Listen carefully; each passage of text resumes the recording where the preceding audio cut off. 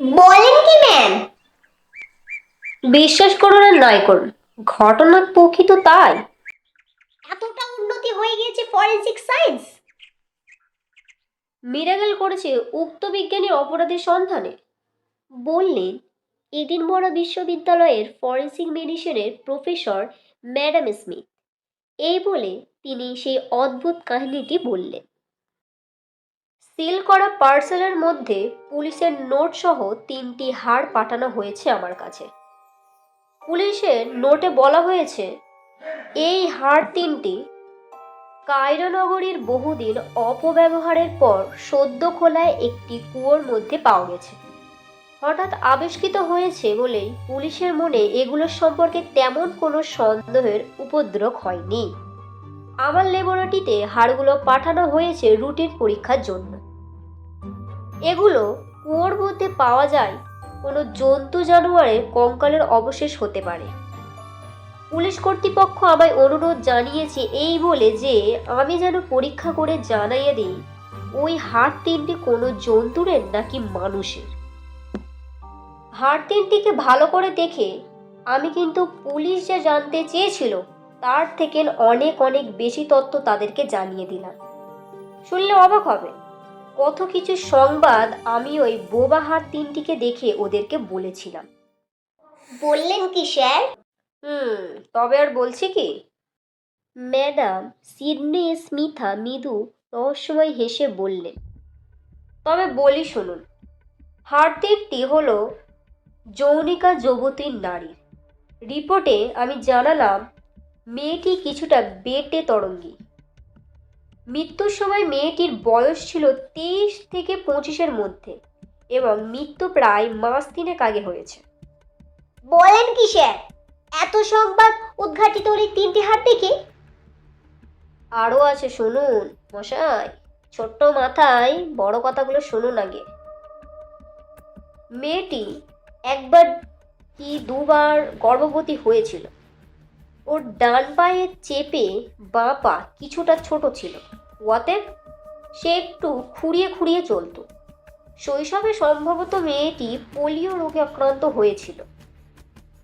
এটা শর্টগানের গুলিতে নিহত হয়েছিল যুবতী। সেগুলি মনে হয় বাড়িতে তৈরি করা গুলি।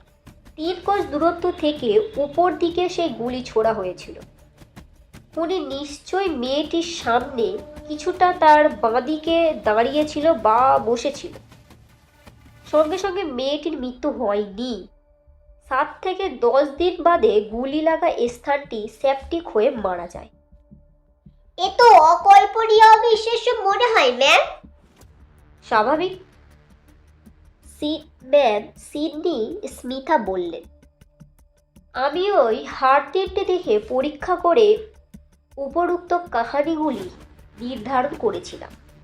ফলে পুলিশের টনক নড়ে, তারা তৎক্ষণাৎ সূত্র সন্ধান পেয়ে কাজে নেমে পড়ে। কায়রোর পুলিশ সঙ্গে সঙ্গে কুয়োর কাছাকাছি অঞ্চলে খোঁজ খবর নিতে থাকে। এমন কোনো মেয়ে নিরুদ্দেশ হয়েছে কিনা যে খুঁড়িয়ে হাঁটত। অচিরে তারা সংবাদ পেল একটি বেটে খুঁড়িয়ে চলা বছর 24-এর বয়সের যুবতী কয়েক মাস আগে থেকে বেপাত্তা হয়েছে। মেয়েটি বিবাহিত, পরে ডাইভোর্স হয়, একটি সন্তানের জননী। নিরুদ্দেশ হবার পূর্বে পর্যন্ত তিনি পিতার কাছে বসবাস করেছিলেন। পিতাকে পুলিশ জেরা করে উত্তর সন্দেহজনক হওয়াতে তাকে গ্রেফতার করে কন্যার অপরাধে বা কন্যার হত্যার অপরাধে অভিযুক্ত করে চালান দেয়। তখন লোকটা ভেঙে পড়ে সব কথা খুলে বলে, তবে খুনির অভিযোগ অস্বীকার করে। সে জানায় যে অনিচ্ছাকৃতভাবে দুর্বশতভাবে তারই গুলিতে মেয়ে প্রাণ হারায়। তার বাপ বলে তার কুটির সামনে মাটিতে বসে তার বন্দুকটা খাড়াভাবে রেখে পরিষ্কার করছিল। তার মেয়ে দাঁড়িয়েছিল দরজা ধরে। সে জানতো না বন্দুকটায় গুলি ভরা আছে। আচমকা চাপ পড়ে গুলি ছুটে গিয়ে তার উপর পায়ে লাগে এবং সে মাটিতে পড়ে যায় রক্তাক্ত হয়ে। তিনি ওকে সঙ্গে সঙ্গে বিছানায় নিয়ে শুয়ে দেয়, কয়দিন করে চিকিৎসাও করে। কিন্তু দুর্ভাগ্যবশত হপ্তাখানেকের পর সে মারা যায়। কেন? সে ডাক্তার ডাকেনি কেন? প্রশ্নটা করল মিনি। ভয়ে ডাক্তার ডাকেনি হয়তো, সে এটাই জানাল। তার নাকি শর্টগানের ভয়, ওটার জন্য সে শর্টগানের কোনো লাইসেন্স ছিল না, বেআইনি অস্ত্র। মেয়ে যখন মারা গেল তার আরও ভয় পেয়ে গেল, এবার না ধরা পড়ে যায়, তাই সে মৃত দেহটাকে কুয়োর মধ্যে ফেলে দিল। বহুদিন কুয়োটা পরিত্যক্ত এবং অব্যবহার পড়েছিল, আর ব্যবহারের সম্ভাবনাও ছিল না। শোনা গেল যে ওটা নাকি আবার পরিষ্কার হয়ে চালু হয়। তার মাথায় যেন বিদ্যুতের মতন ঝড় বেগে বাজ পড়ল। সে বলতে বলতে কান্নায় ভেঙে পড়ল। তখন ভেঙে পড়বারই কথা। গুলি চালানোর ব্যাপারটার সম্বন্ধে সন্দেহ থাকলেও ঘটনার শেষ অংশটা সত্যি ছিল, এটা অবিশ্বাস করার কোনো কারণই ছিল না। গভীর রাতে সে সেই কুয়োয় নেমে কন্যার শবের অবশিষ্ট অংশ তুলে নিয়ে আসে। কি করুণ আর ভয়ঙ্কর কাজ এটা, তা সহজে অনুভব বা বলা যায় না।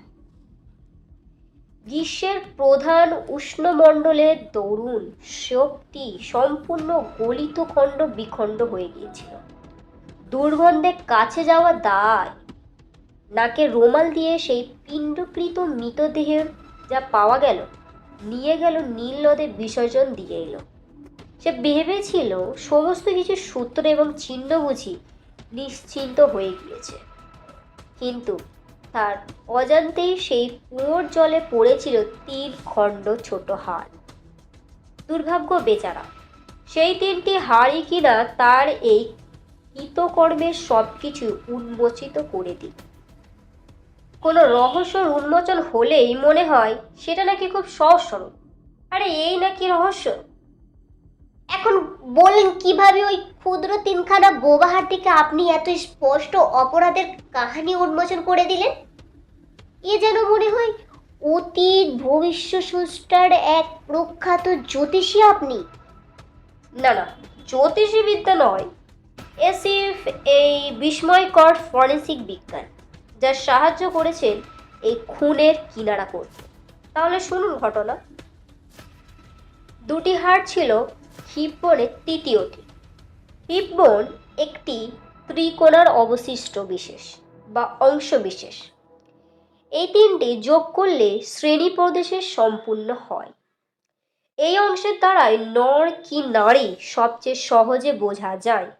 এক্ষেত্রে ছিল এক নারী হাড়। এরপর নারীটির আকৃতি ও গঠন বলা সহজ হয়ে যায়। হাড়গুলো ক্ষুদ্র আকার ও হালকা, ফলে বোঝা গেল নারীটি বেঁটে এবং তরঙ্গীয় ছিল। কোনো শিশুরও হতে পারতো এটা, কিন্তু বয়সটা নির্ধারিত হওয়া সেই সিদ্ধান্ত বাতিল করা গেল।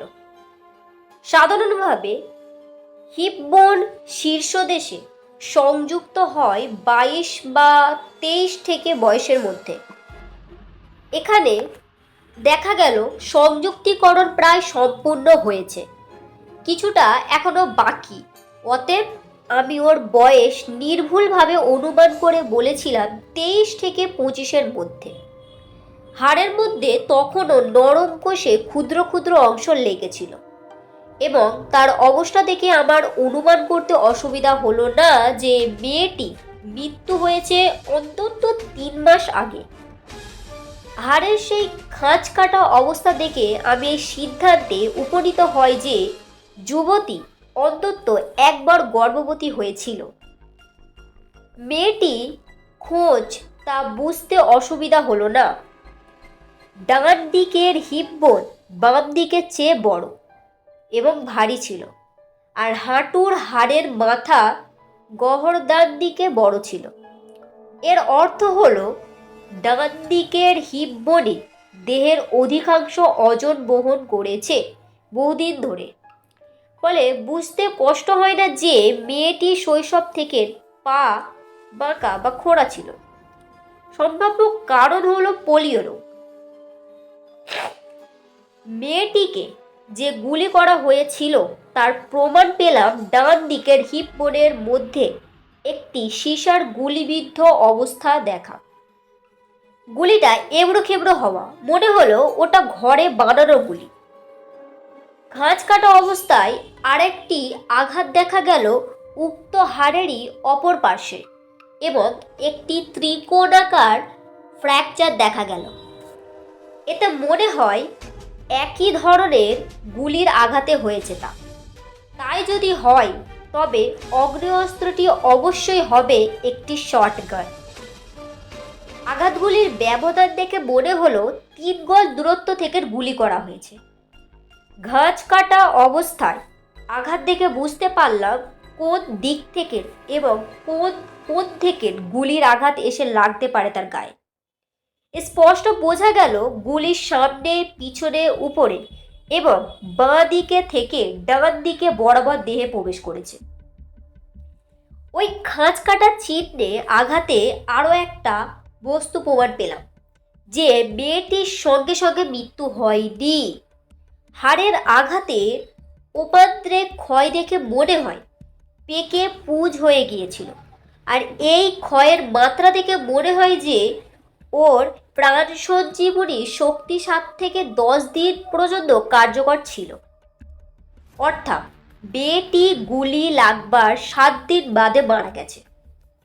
আঘাতের কায়দা ও অবস্থা দেখে মনে হয় অন্তপক্ষে একটি গুলি মেয়েটির উদরে প্রবেশ করেছিল। এই ব্যাপারে এবং জীবাণু সংক্রমণ দেখে মনে হয় শেষ পর্যন্ত সেপটিক হয়ে যুবতী মারা যায়। আমার এই রিপোর্ট আংশিক অনুমান দ্বারা চালিত, সন্দেহ নেই, আর অনুমান ছাড়া কোনো অনুসন্ধানই চলে না। পুলিশের হাতে কিছু ছিল না, তারা হাড় 3টি পেয়ে আমার কাছে পাঠিয়েছে। আমার কর্তব্য ছিল পরীক্ষা করে এদের নির্দিষ্ট করে পরিচালনা করা, যাতে ওরা সম্ভাব্য হলেও অনুসন্ধান কার্যে ব্রত হতে পারে। এক্ষেত্রে ব্যতিক্রম আমার অনুমান, কল্পনা এবং সিদ্ধান্ত প্রায় সবই যথাযথ হয়েছে। একটিমাত্র ব্যাপারে কিছুটা ব্যতিক্রম ছিল, সেটা হলো মেয়েটির 2 পা খোঁড়া ছিল। পোলিও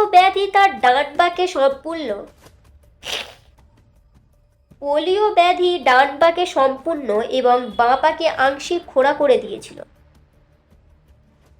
আশ্চর্য, আশ্চর্য, কি অদ্ভুত! প্রকৃতপক্ষেই অদ্ভুত।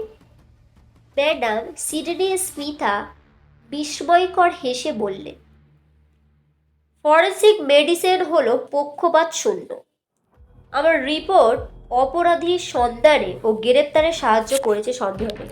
তবে লোকটার অনিচ্ছাকৃত এই অপরাধের কথাও প্রমাণিত হয়েছে আমারই পরীক্ষা নিরীক্ষা এবং রিপোর্টের দ্বারা, যার ফলে হতভাগ্যর পিতা কন্যা হত্যার অভিযোগ থেকেই মুক্তি পায়।